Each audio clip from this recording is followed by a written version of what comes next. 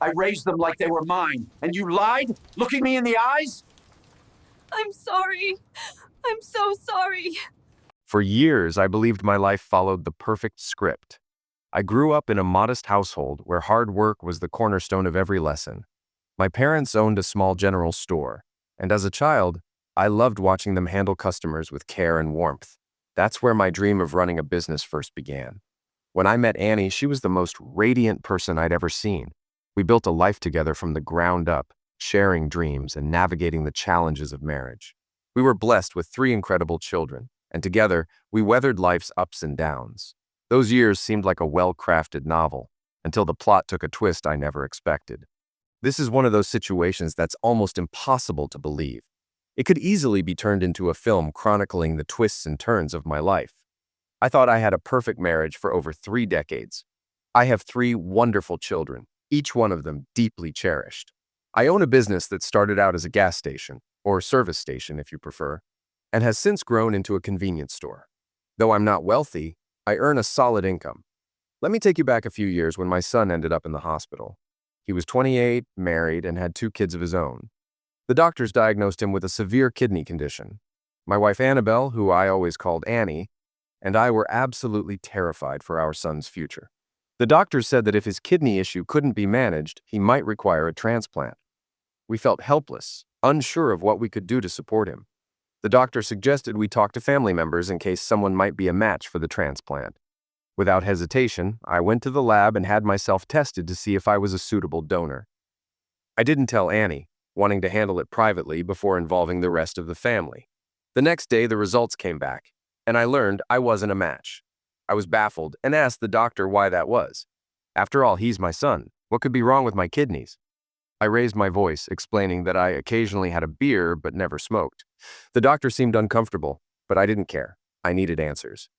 Finally, he asked me to step into his office. "Mr. Weller, the reason you and your son aren't a match is that, according to our test results, you are not his biological father. I regret having to tell you this, but I must also note that you were speaking a bit loudly. I'll also mention that we've had some errors in the past, so my team is rerunning the test." I left the office in shock. For 28 years, he had been my son. I couldn't wrap my head around what had just happened. I decided not to tell Annie yet, just in case the test was wrong. But when I saw her, the disbelief was written all over my face. Countless thoughts raced through my mind. Was Janice, my eldest daughter, really my child? What about Mandy, my precious youngest? Janice was 26 at the time, and Mandy was 20. I prayed with all my heart that the doctor had made a mistake.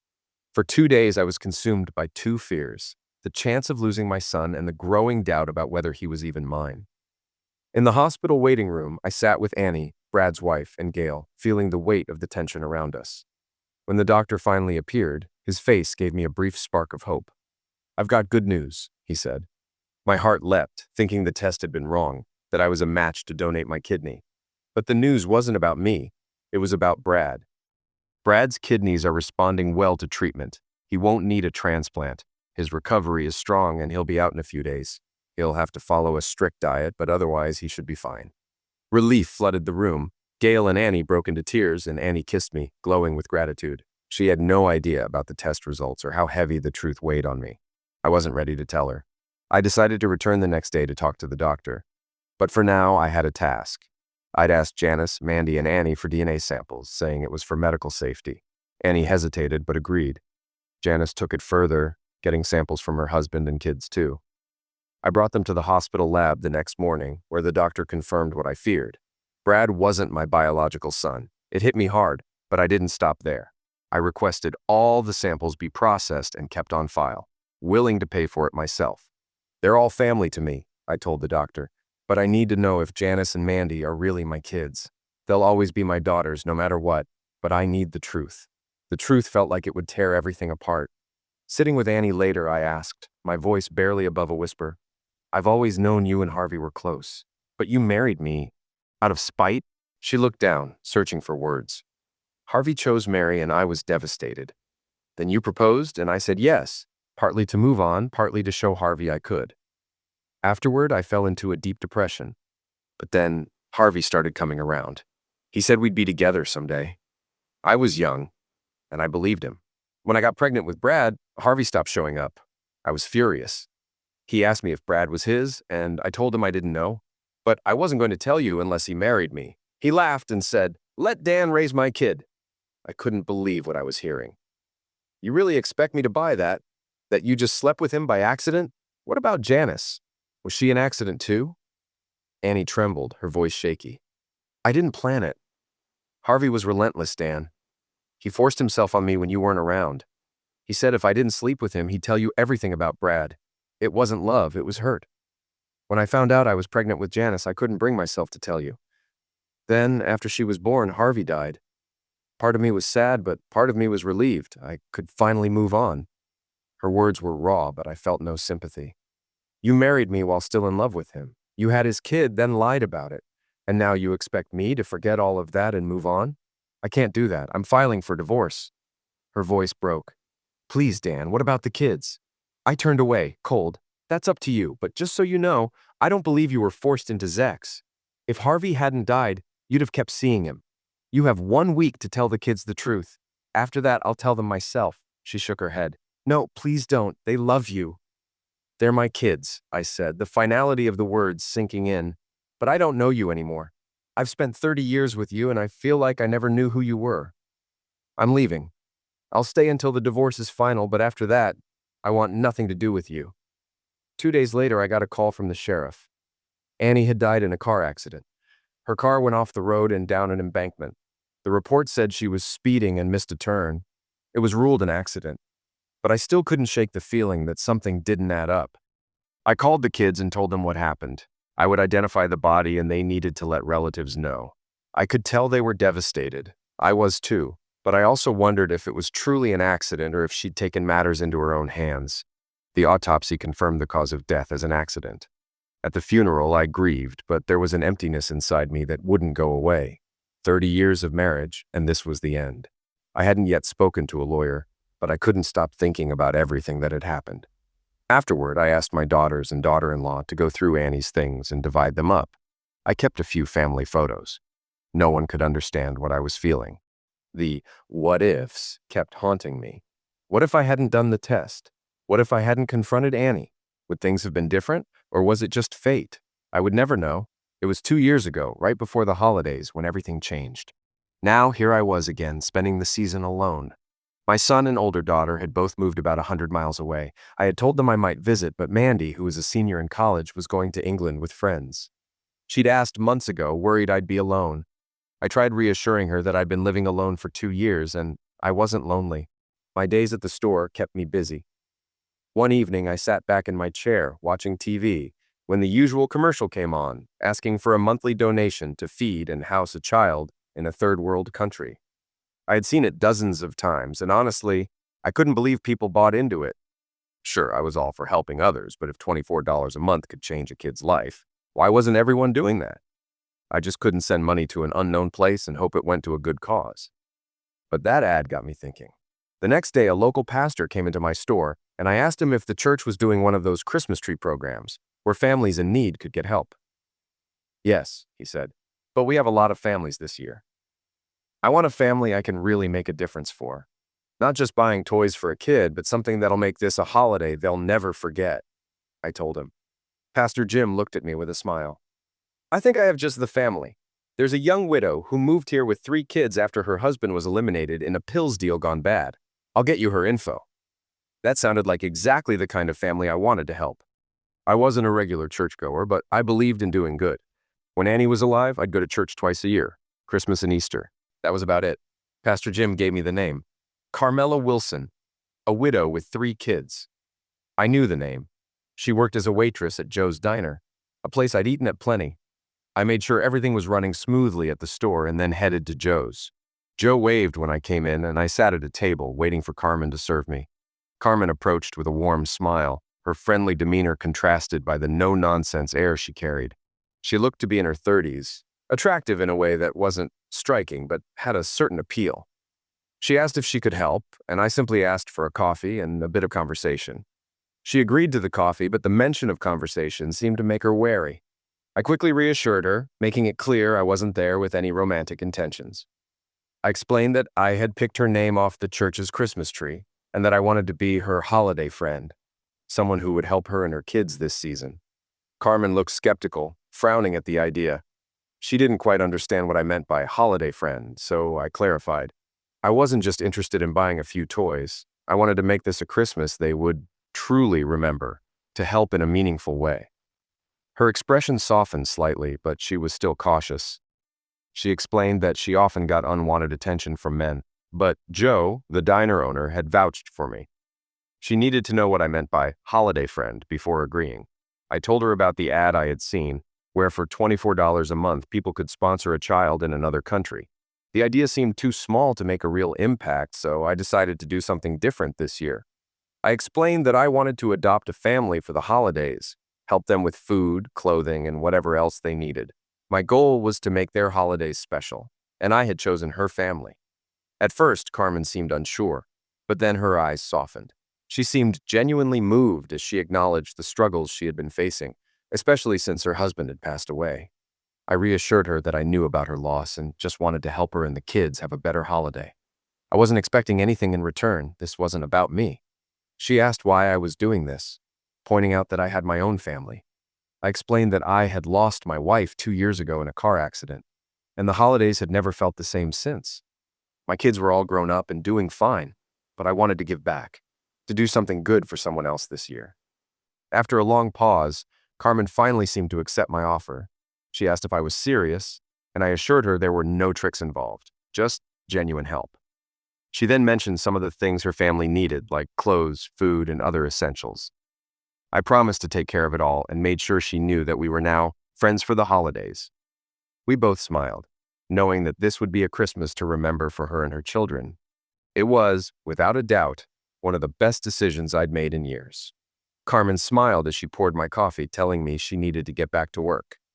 We agreed to catch up the next day after her shift. I offered to take her out to dinner, but she suggested I come over to her place instead.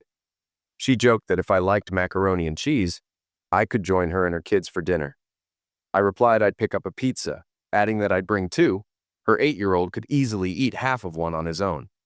When I arrived that evening, I was surprised to find her apartment in a low-income area, public housing, surrounded by hardship, and often plagued with pills and crime. But as soon as I stepped inside, her 8-year-old son greeted me at the door, excited about the pizza.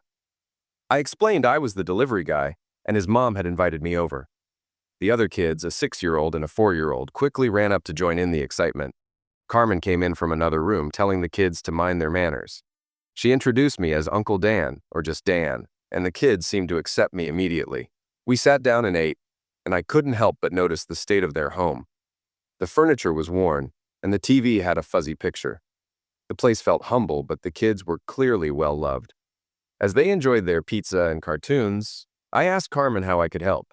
She hesitated, explaining they were getting by, eating well but struggling to provide the things other kids had. Their TV was old, they shopped at thrift stores, and she couldn't afford bikes or anything that might get stolen.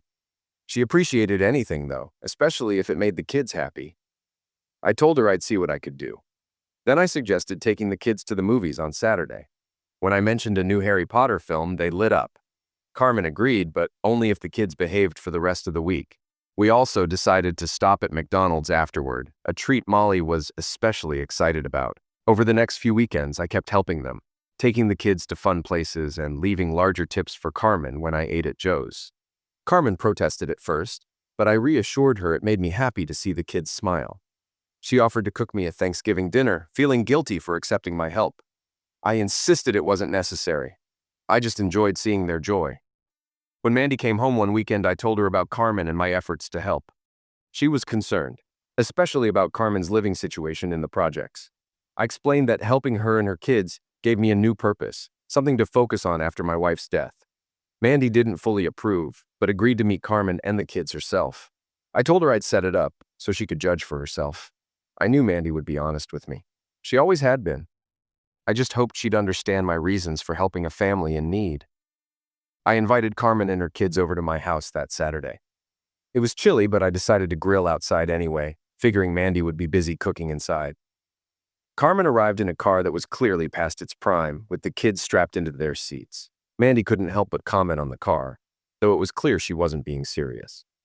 She made a joke about it, and I explained that if Carmen had pulled up in a new car, she probably would have felt awkward about it. The boys were excited to see the house and greeted me enthusiastically, calling me Uncle Dan. They were in awe of the size of the house. I introduced them to Mandy while Carmen got Molly out of the car. When Molly saw me, she came right over and I picked her up. It was a cute moment, and I couldn't help but laugh as she tried to act grown up, telling everyone she had to help the girls with cooking. Carmen and Mandy exchanged pleasantries, and Carmen expressed her gratitude, acknowledging that she knew Mandy might have a lot of questions. She mentioned she had questions of her own, but suggested they just enjoy the day. She added that she thought I was a really good person. Mandy liked her immediately, and they headed inside to get things started. The kids were eager to explore the house, and I told them to stay out of the drawers and not to run around. They were full of energy, running from room to room and reporting back to Carmen on everything they saw. When they asked to watch TV, I offered to take them to the store to pick out a few DVDs. Molly insisted on coming along, but Carmen suggested she stay behind to help Mandy with the cooking, which she agreed to with enthusiasm. It was funny hearing her talk like an adult, saying she needed to help the girls. While I was out, I rented The Little Mermaid for Molly, and when I returned, she was thrilled. She asked Carmen and Mandy to watch it with her, though she told the boys they needed to be quiet if they wanted to join in. It was clear how much she enjoyed the experience. For Thanksgiving, it was decided that we'd host at my house. Carmen and Mandy would handle the cooking while I'd keep the kids entertained. The kids were excited about the hot tub, and we planned to watch movies together too. Mandy got to work on the invitations, letting Brad and Janice know about the dinner and mentioning Carmen and the kids as well. Although I wasn't sure how they would react, I hoped they'd understand the situation and be okay with it. After Carmen and the kids left, Mandy and I had a talk. She told me she thought Carmen was a really good person, someone who had been through a lot and was doing her best to keep it together. She also said that Carmen seemed to care about me and that she could see I was developing feelings for her. I hadn't realized it until then, but Mandy was right. I was beginning to feel something more than just friendship for Carmen and her kids. In the weeks that followed, Carmen and Mandy worked closely together to plan Thanksgiving. They got along so well, with Carmen taking charge of most of the cooking while Mandy focused on other preparations. I spent my time with the kids, bringing them treats and just being there for them. They were good kids, and I enjoyed seeing them happy. Despite all the joy and fun, I couldn't help but feel a twinge of jealousy whenever I saw how friendly Carmen was with the men at her job. She was always polite and kind, but I noticed when other men showed interest. It made me feel uneasy, though I knew I had no right to feel that way. It was just a natural reaction, I suppose, as I was beginning to care for her more than I had anticipated. On Thanksgiving Day, Carmen and the kids arrived early. She looked beautiful, even in a simple skirt and blouse. She and Mandy were already in the kitchen starting to cook. Mandy had invited her boyfriend Ross to join us. He was a paramedic in school, and he and Mandy were going to England in a couple of weeks to help in a hospital over the holidays. They'd be gone for just over a month, and I'd miss her more than I expected. Brad, his wife Gail, and 2 of my grandchildren arrived next. The kids were eager to jump in the hot tub, but I told them they had to wait until they met some new friends. I introduced them to Carmen's kids, Mike, Mark, and Molly. Everyone got along well, and we moved to the kitchen. Mandy introduced Carmen to Brad and Gail, and Carmen seemed a little nervous, but I could tell she was making an effort. While the women got back to cooking, the rest of us tried to stay out of their way. I could tell Brad and Rob were curious about Carmen, so I did my best to explain her situation without revealing too much. Brad asked how old she was, and I told him she was 31. Rob asked if I was worried about Carmen falling for me or vice versa, and I reassured them that while I cared for her, nothing had happened between us. The conversation turned a bit awkward when Brad asked if I'd been intimate with Carmen, but I quickly shut it down, telling him it was a private matter. I emphasized that it had nothing to do with his mother, and that I was simply trying to help someone in need. I suggested we check on the kids to change the subject, and we went downstairs to watch them. Molly kept coming up to talk to me, which I knew made Brad uncomfortable, but Rob thought she was adorable. Mandy returned with Ross and introduced him to everyone. After the introductions, Ross joined the conversation and commented on how nice Carmen was. He also mentioned that he planned to propose to Mandy in England, in front of Big Ben. I gave him my blessing, telling him Mandy was a strong woman and capable of making her own decisions. But I'd support him. He asked for my permission, but I told him it wasn't necessary. He wanted to be sure of her answer, so he planned to test the waters before asking. The rest of the day went smoothly. The dinner was fantastic and everyone enjoyed themselves. The kids took turns in the hot tub, but none of the adults were interested. Carmen jokingly told me she'd join me another time, and I made a mental note to hold her to it. It was a wonderful day, full of good food, laughter, and the warmth of family, both the one I'd raised and the new one I was starting to care for. As the evening came to a close, Mandy and Ross decided to step out for some alone time. I stayed behind to help Carmen clean up, and soon Janice and Gail joined in. Afterward, Brad and his family were getting ready to leave. Brad told Carmen it was nice meeting her and wished her the best. Before they left, Janice pulled me aside. She told me she thought Carmen was too young for me and that she could see Carmen had feelings for me. Janice advised me to be careful, as it was clear to her that Carmen was more than just a friend. Once everyone was gone, Carmen thanked me for a wonderful time and said she liked my family. For some reason, I leaned in and kissed her. It was soft and lingering. When we pulled away, I noticed a tear in her eye. She quickly said, "You shouldn't have done that, Dan. I need to go." She gathered the kids, who quickly said goodbye, and they left. I felt terrible and apologized, but she only said, "Dan, I've wanted you to do that for so long." Then she drove off, leaving me with a mix of emotions. The next few days were awkward. I didn't hear from Carmen on Friday, Saturday, or Sunday, and I started to worry. On Monday, I went to the restaurant, but Carmen wasn't there. Joe told me she had to drop Molly off at daycare and would be back soon. I planned to come back at lunchtime, but a coworker called in sick, so I had to cover for them. After a little space, I was trying to respect Carmen's boundaries. I was meant to be her holiday support, not her romantic partner. But that afternoon, my phone rang. It was Carmen.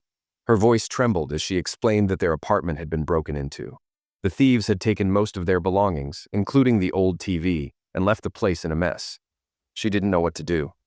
I immediately told her to pack what she could and that I'd be over in 15 minutes. I promised everything would be all right. I picked up Carmen and the kids. Molly was crying, scared from the ordeal, but I reassured her. I told Carmen she wasn't going to a motel. She and the kids were coming home with me. She didn't question it. I spoke to the officer who'd arrived and gave him my contact info. He said it was unlikely they'd recover any of their things, but he filed the report. I helped jumpstart Carmen's car, and we made our way back to my place. When we arrived, I noticed Carmen and the kids were sitting on the porch. I asked why they hadn't gone in, and Carmen said they were waiting for me. I told the boys to help carry the bags inside, organizing them into the right rooms. Molly took charge of directing them, enjoying her new role. Once everything was settled, Carmen was hesitant. She asked what my kids would think, questioning if living with me was a good idea. I assured her that this would only be temporary, just for a few days, until we figured out what to do next. She and Molly could share the front bedroom, and the boys would be fine upstairs. I also offered to help with the kids' school runs. Carmen hesitated, then admitted, "Dan, I care for you. I like you a lot. Your kids know it, and I need you to know it too." I asked if she'd told them, and she responded, "No, but women just know these things. I can't hide it. I think Mandy, Janice, and Gail can tell too." I reassured her that I'd handle my kids, and then apologized. Half apologized, really, about the kiss. "I just thought you should know," I said. It was clear that things were shifting between us, but for now, we had to take it one step at a time. That evening, I went upstairs to help the boys unpack their clothes. Carmen was with them, helping organize their things. While they worked, Molly and I went downstairs to do the same in the room they'd be sharing. I was thankful I had already cleared out my late wife's belongings, making the task much easier. Once everyone was done, we all gathered in the living room. I started preparing dinner with the boys, making hot dogs and macaroni and cheese.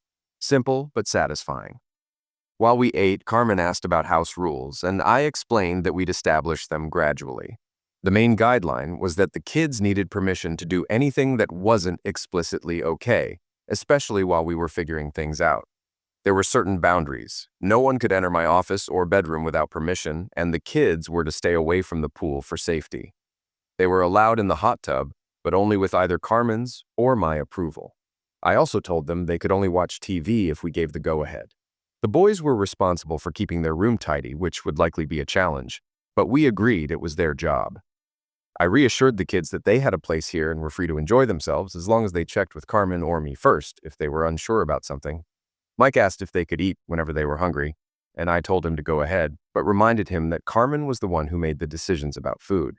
I also set a clear rule. If Carmen said no, then that was final, and they shouldn't come to me for another answer.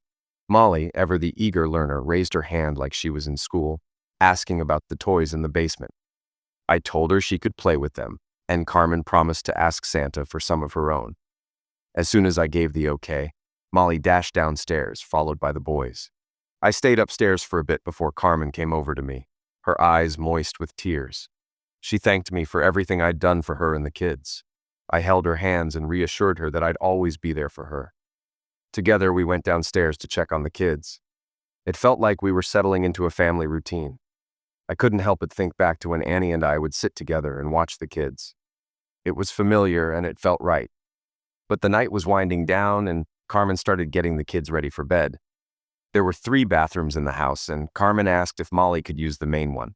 I told her to feel at home, that it was her space now, and Molly could use whichever bathroom she preferred. While Carmen was with the kids, I took the opportunity to get some work done in my office. It wasn't long before Molly appeared, dressed in her nightgown, freshly showered. She had been instructed not to come into my office unless I gave the okay, so she asked permission. I invited her in, and she climbed onto my lap to give me a goodnight kiss. She then ran off to join Carmen, who was handling the bedtime routine. Upstairs, the boys were arguing over who would get the upper bunk. Mike, being the older of the two, had claimed it as his. Carmen stepped in, pointing out that being older didn't mean Mike could always have things his way. She encouraged Mike to think about his younger brother, who looked up to him.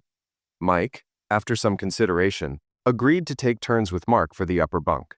Mark was thrilled, and it was clear Mike felt proud of making the decision. Carmen kissed her sons goodnight, and they went to bed.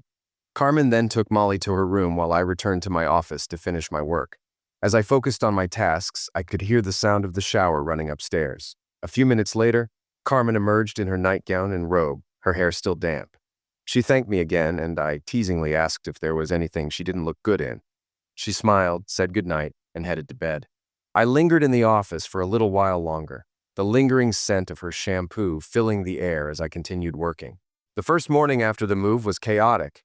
Carmen asked me to call Joe, the restaurant manager, to let him know she might be late. She had to stop at the school and daycare to make sure they knew it was okay for me to pick up the kids if necessary. She also needed to file a change of address. When I called Joe, he seemed concerned about Carmen's situation. Having been married for over 40 years, I got the sense that he was protective of her. He asked if I was serious about her, warning that he didn't want her to get hurt. I reassured him that I cared deeply for Carmen and the kids and was trying to help them through a tough time. Later that day, we went back to her old apartment to collect the rest of her belongings, though there wasn't much left. Carmen returned the keys to the office and officially moved out, explaining that the apartment had been broken into and she no longer felt safe. Mike and Mark came back with me in the truck while Carmen and Molly drove her unreliable car. When we got home, the phone was ringing. Carmen picked it up and it was Mandy. She asked why Carmen was at our house, and Carmen explained the situation. Mandy asked to speak with me, so I took the phone.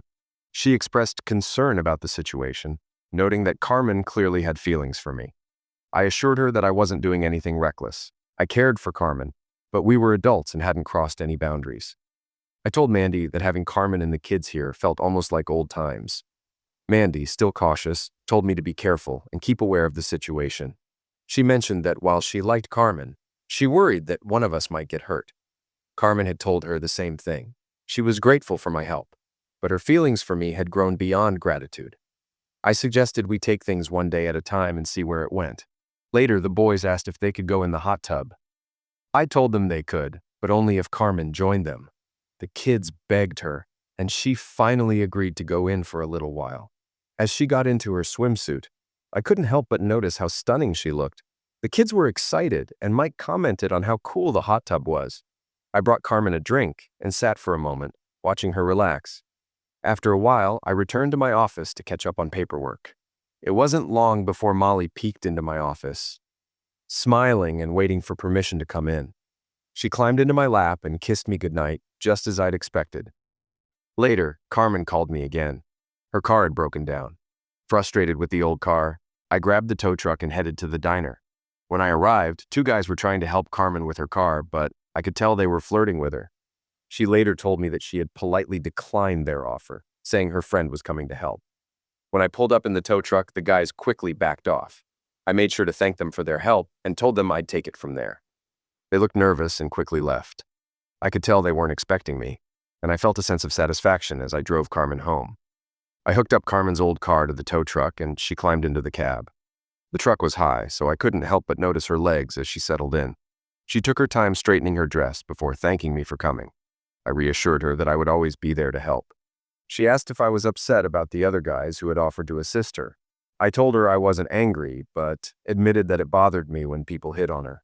She quickly clarified that she hadn't done anything wrong, and I agreed, though I was still uneasy about the situation. We drove to the junkyard and I told Carmen to gather her personal items from the car. She grabbed what she could, papers, shoes, and toys, and we traded the clunker in for $300. Afterward, we headed back home. I showed her my old car, a nearly new vehicle I had bought with insurance money after Annie's accident. I didn't use it much, and I wanted Carmen to have it, as the kids needed a safer option. She asked how much she should pay for the car, but I told her to just keep it. I would continue paying the insurance and keep it in my name. Carmen seemed hesitant, worried about what would happen if things didn't work out between us. I reassured her that she didn't need to worry about the car. She would always have a way to get around. She kissed me, and I didn't know if it was impulse or gratitude, but it felt good. The kids noticed, and Molly commented on it, but Carmen explained it away. We all decided to head out for dinner, and the kids unanimously voted for McDonald's. A few days later, my children came by the store to talk. They wanted to meet at my house, and I figured I knew what this was about. When I arrived, they were already sitting in the living room, with Brad taking the lead in the conversation. He voiced his concerns about Carmen and her kids living with me. He even mentioned that my car was gone, implying I had given it to Carmen. I was disappointed in their lack of understanding, but sat down to explain things. Brad thought Carmen was taking advantage of me, sensing my loneliness after Annie's death and using that to her advantage. Mandy quickly jumped in to defend Carmen, insisting that she loved me and that I loved her too. I told Brad I didn't appreciate his assumptions. Carmen had been through a lot, with her house getting broken into, and I felt it was right to offer her a place to stay. It wasn't about fulfilling needs, but about doing what was right. Brad's tone didn't sit well with me, so I responded firmly, saying I wasn't doing anything based on loneliness or desire, but on what I felt was best for everyone. Janice, still uncomfortable, asked if Carmen and I had been intimate. I assured her that we hadn't yet. I also told them that I was thinking about asking Carmen to marry me. Brad reacted with disbelief, worried about the baggage she brought with her, and Janice questioned whether she was too young for me. I explained that I was alone, and while my kids were living their own lives, I had found someone I cared for. Carmen cared for me too, and I was happy to offer my home to her and her children. I asked them why they were so opposed to it. My decision was made, and I was prepared to stand by it no matter what. Brad spoke first, questioning if I really wanted to take on raising 3 more kids at my age. He asked if I was ready to start over with kids who weren't even mine. I told him I loved Carmen's kids. I enjoyed playing with the boys, like I did with him when he was younger, and having Molly hug me and sit on my lap like my own daughters used to. They were good kids, and I felt I could make a real difference in their lives. Brad was skeptical, suggesting I was idealizing the situation. These weren't my biological children, he said, and asked if I could truly care for them for the next 20 years. Janice added that she wasn't sure if I had it in me to raise someone else's kids, though she acknowledged that I had always been there for her. She just didn't know how to feel about it. I turned to Janice, asking if she would have considered me her father if I hadn't raised her. She said she would because I provided for her and loved her like my own. But she didn't see how that related to Carmen's kids. I left the room for a moment and returned with some DNA test results. I handed them copies of the tests, showing them the results for themselves. I explained that when their mother and I had our DNA tested, the results revealed something they never knew. I wasn't Brad or Janice's biological father, though I'd always been their dad. Mandy, their half-sister, was affected the most by this revelation. She cried and asked if I was saying I wasn't her real father. I reassured her, explaining that I wasn't anyone else's biological father either. I'd raised them all as my own, and that would never change, no matter the DNA results. But I felt it was important for them to know that family isn't just about blood, it's about love and care. Brad was angry and hurt, demanding to know how long I'd known. I told him I'd always known, but that I had considered him and Janice my children from the moment I'd taken them in. I explained that family is built on love, not just genetics. I decided it was time to share the full story. I told them that when their mother and I married young, I was in love with her, but so was another man, Harvey Kittle. Harvey had children with another woman, and after his death, your mother confessed that Brad and Janice were his kids, not mine. This was a shock to me, but after some time apart, your mother and I worked through it. I continued to raise them as my own, and when Mandy was born, I was certain she was mine. Brad asked about the kidney test, wondering how I could have hoped for a match if I wasn't his biological father. I told him that I had always seen him as my son, and I would have given anything to help him. Janice asked about the test before Brad's surgery. I explained that, at the time, genetic testing wasn't a routine procedure, and I hadn't thought it necessary. But when I did get tested, I wasn't surprised by the results, even if they weren't what I expected. I wrapped up by explaining that I had the test results for everyone. I reminded them that none of this changed how I felt about them, and that their mother was a great mom. This conversation, I said, should stay between us. Brad, looking remorseful, apologized for how he had reacted. He admitted he was more concerned with how this affected him than thinking about me or Carmen. I told him that it was natural to worry about inheritance, but what mattered now was the present.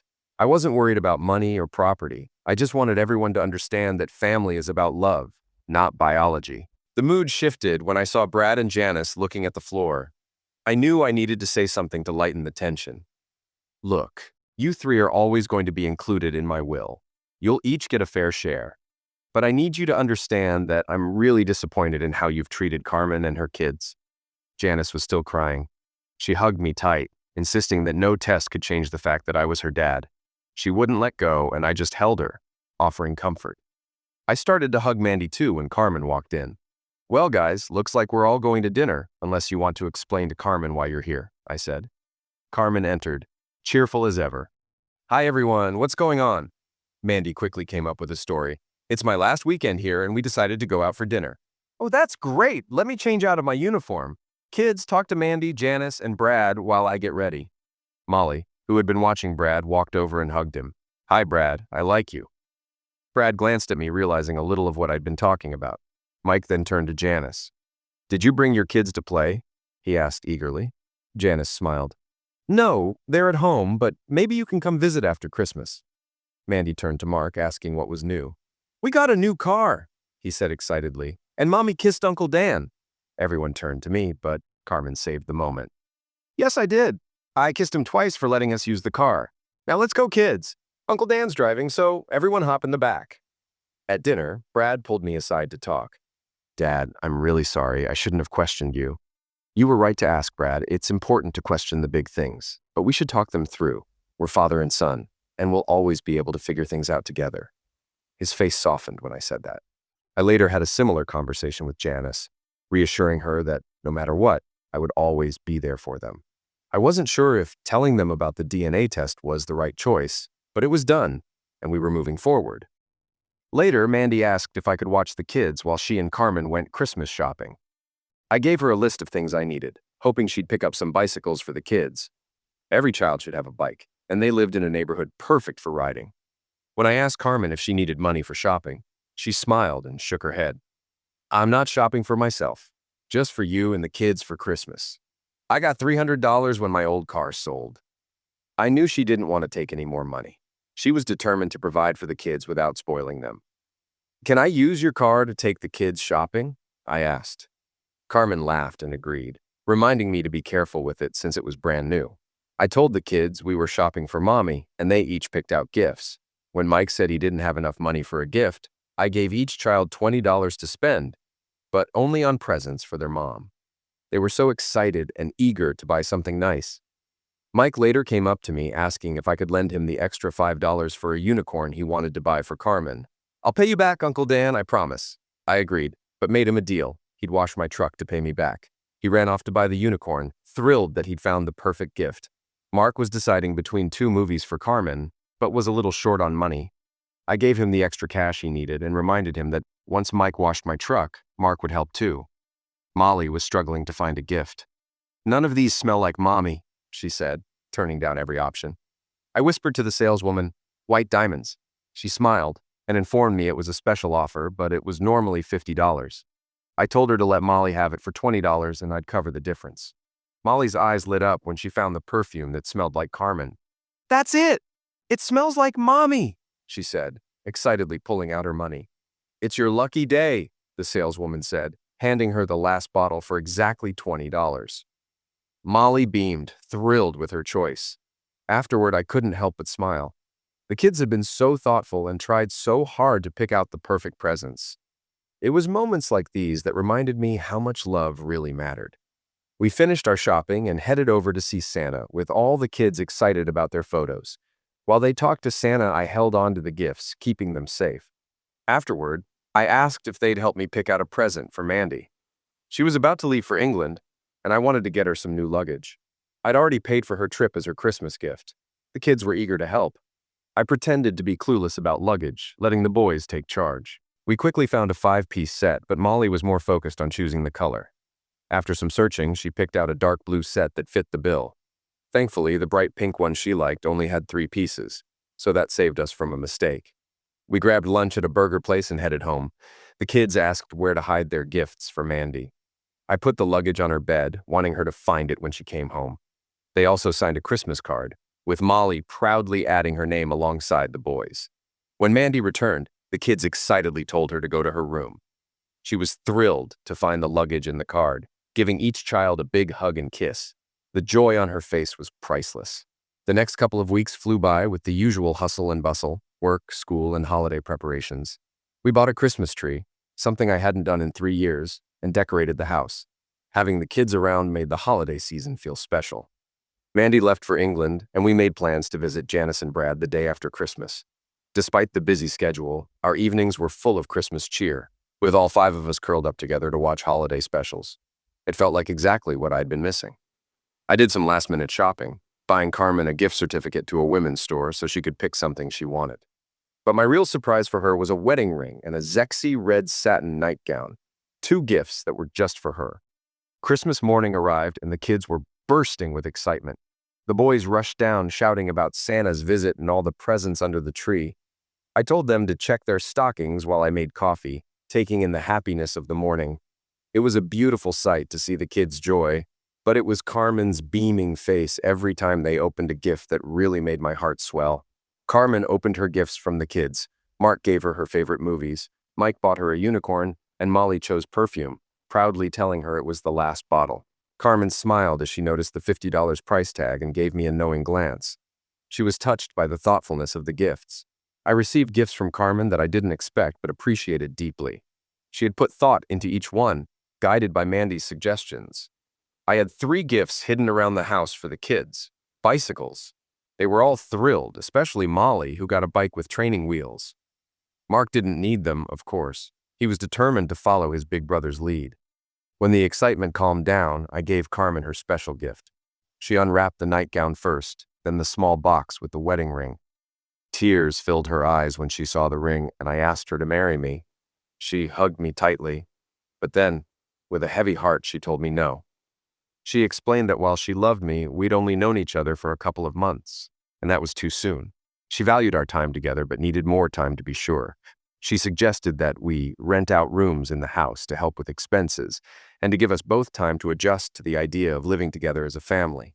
I listened, understanding that time was important. She wasn't running away. She was just asking for patience, for both of us to be sure about the future.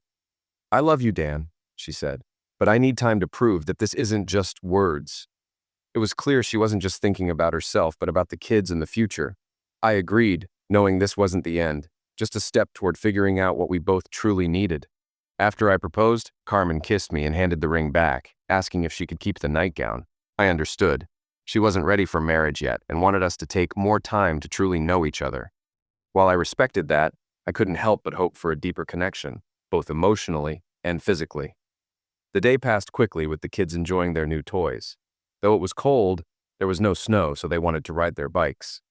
Carmen and I bundled up and watched them ride around, laughing and having fun. In the afternoon, we got a collect call from Mandy in England.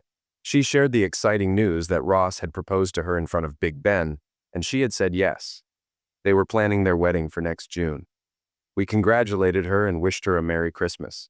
That evening, we all watched A Christmas Story together before the kids went to bed. Each of them came in to thank me for the best Christmas ever, and I sat on my bed, listening to Carmen in the shower.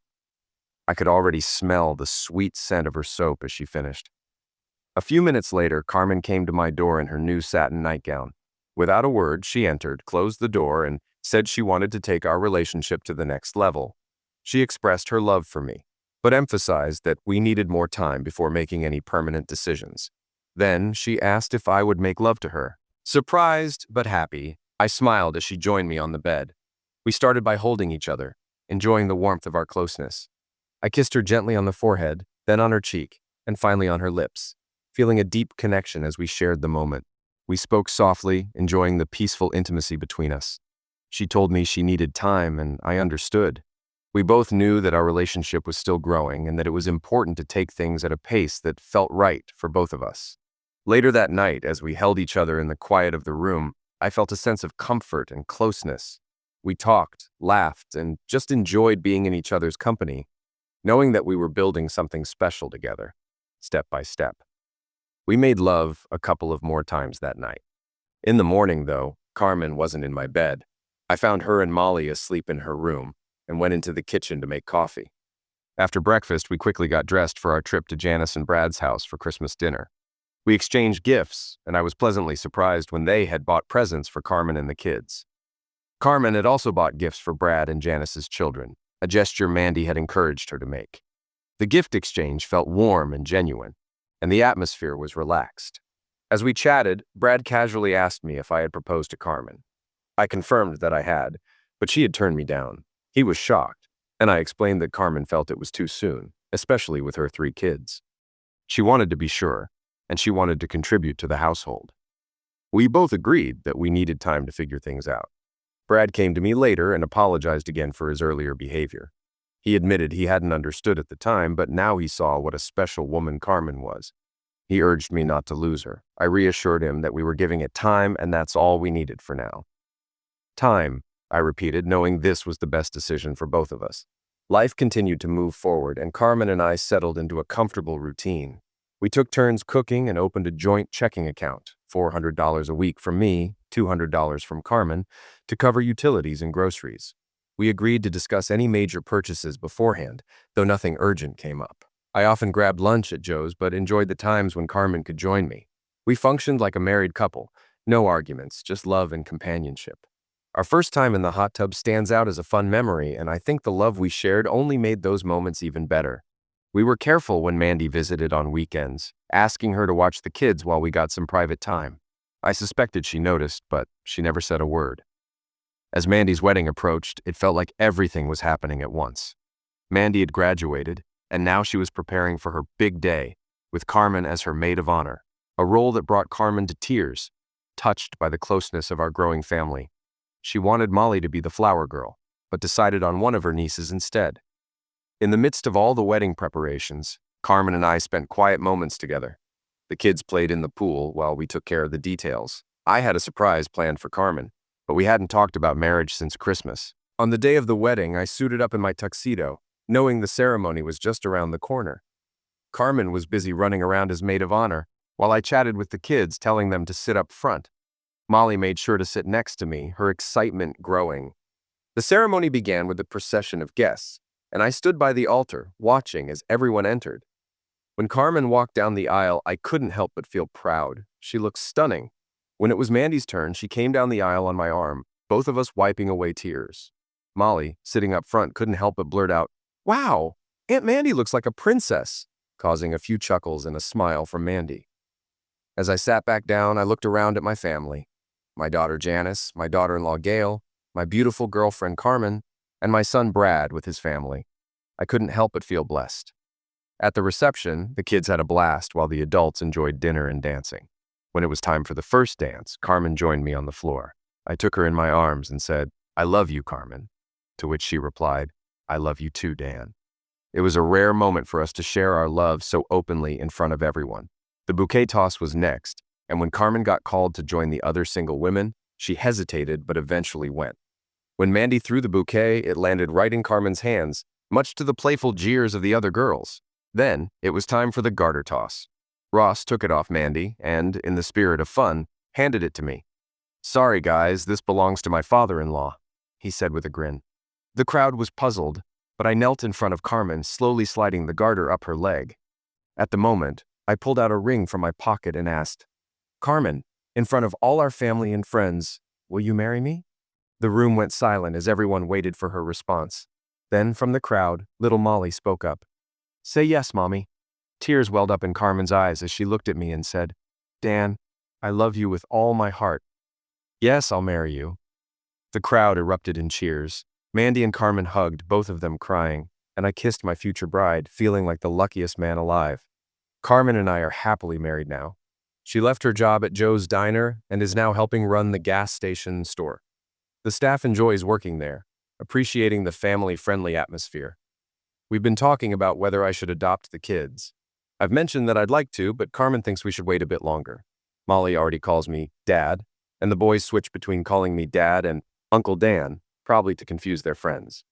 I often reflect on my life, wondering how different things might have been if I had known about Harvey Kittle years ago, or if Annie hadn't passed away in that accident. Life is fragile. One small decision or event can change everything. It's something I think about a lot. Now, I'm on the couch with Carmen, cuddling as the kids play on the floor. We're all watching TV together. Tonight, we're watching Titanic, a Christmas gift from Mark to his mom. Molly will probably fall asleep halfway through, but that's part of the fun.